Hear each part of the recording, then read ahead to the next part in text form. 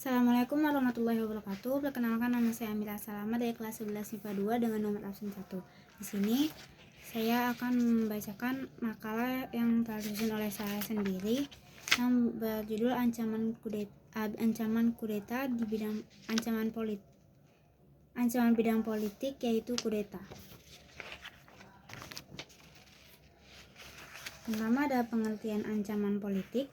Ancaman politik adalah setiap usaha, aktivitas, atau kegiatan dari dalam negeri maupun luar negeri yang dianggap dapat membahayakan keutuhan serta keselamatan warga dan negara.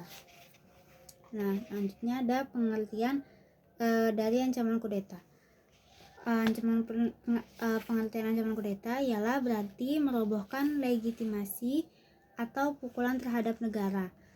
Jadi kudeta ini adalah sebuah tindakan pembalikan kekuasaan terhadap seseorang yang berwenang dengan cara ilegal dan seringkali bersifat brutal, inkonstitusional, berupa yaitu pengambil alihan kekuasaan dan penggulingan kekuasaan sebuah pemerintahan negara dengan menyerang strategis, taktis, serta politis. Legitimasi pemerintahan kemudian bermaksud untuk menerima penyerahan kekuasaan dari pemerintahan yang digulingkan.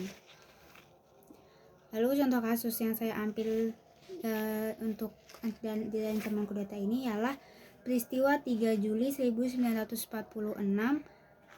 yang dikenal sebagai upaya kudeta pertama yang dialami pemerintah Indonesia pasca proklamasi kemerdekaan 17 Agustus 1945.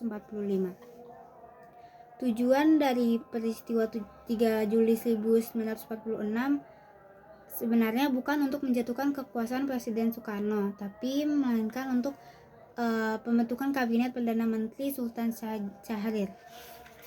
Lalu upaya atau saran yang bisa dilakukan untuk pencegahan kudeta ini ialah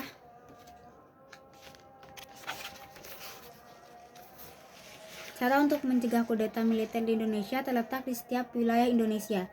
Kondisi Indonesia memang tidak menguntungkan untuk melakukan kudeta militer. Indonesia memiliki wilayah yang besar yang terpisah dengan lautan. Wilayah yang besar ini akan membuat skala kudeta yang dilaksanakan secara menyeluruh. Hal ini karena jika ada hal seperti itu, ada kemungkinan terjadi perang sipil di Indonesia dan itu merupakan hal buruk. Selain itu, masyarakat Indonesia yang beragam dalam militer semakin simpel rencana sebuah operasi. Selain itu, masyarakat Indonesia yang beragam membuat hasil dari kudeta sulit diperkirakan dan membuat perencanaan kudeta menjadi kompleks. Dalam militer, semakin simpel rencana sebuah operasi, maka akan semakin mudah operasi tersebut sukses, karena jika rencana operasi kompleks, maka akan meningkatkan kesalahan di lapangan saat operasi berlangsung. Belum lagi ada ancaman dari luar. Singkat kata, Indonesia bukanlah negara yang bisa dengan mudahnya terjadi kudeta karena kondisi yang beragam dan resiko yang tinggi. Lalu ada saran lagi untuk rumusan solusi untuk mencegah tindakan kudeta di Indonesia yang sesuai dengan nilai-nilai dasar Pancasila adalah sebagai berikut. Pertama, melakukan sosialisasi tentang eratnya kaitan antara nilai-nilai agama dengan Pancasila di berbagai lembaga pendidikan. Lalu yang kedua, melakukan sosialisasi atau seminar tentang peradaban manusia dan maka bukanlah salah satu ciri peradaban manusia yang tinggi. Lalu yang ketiga, mendorong gerakan dalam masyarakat yang melibatkan adanya kerjasama sehingga masyarakat dapat saling memperhatikan satu sama lain. Lalu yang keempat, melahirkan undang-undang yang menjadikan makar atau kudeta ilegal dan dapat dipidana.